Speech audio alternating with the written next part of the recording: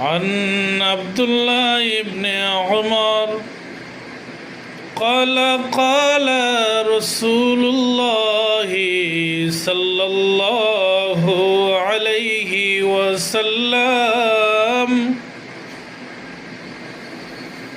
الكبائر إشراك بالله حقوق الوالدين وقتل النفس واليمين الغموس হযরত আব্দুল্লাহ ইবনে ওমর রাদিয়াল্লাহু তাআলা আনহু থেকে বর্ণিত, তিনি বলেন, রাসূলুল্লাহ সাল্লাল্লাহু আলাইহি ওয়াসাল্লাম বলেছেন, দুনিয়ার মধ্যে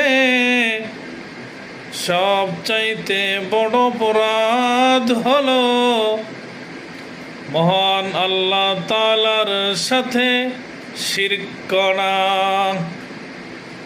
আল্লাহ তাআলার সাথে অংশীদার স্থাপন করা, আল্লাহ তাআলার সমকক্ষ অন্য কিছুকে মনে করা। আব্দুল্লাহ ইবনে ওমর বলেন, ২ নম্বর বড় অপরাধ হলো পিতা মাতার অবাধ্য হওয়া। কোন সন্তান যদি পিতা মাতার অবাধ্য হয়, আল্লাহ তাআলার পরের অপরাধটি হলো পিতা মাতার অবাধ্য হওয়া। আল্লাহ তাআলার পরেই পিতা মাতার স্থান দিয়েছেন। ৩ নম্বর অপরাধ হলো মানুষকে অন্যায়ভাবে হত্যা করা। ৪ নম্বর অপরাধ হলো কোনো মানুষ যদি কোনো মানুষকে মিথ্যা প্রতিশ্রুতি দেয় এবং ওই প্রতিশ্রুতি ভঙ্গ করে, ওই অপরাধটি হলো ৪ নম্বর অপরাধ।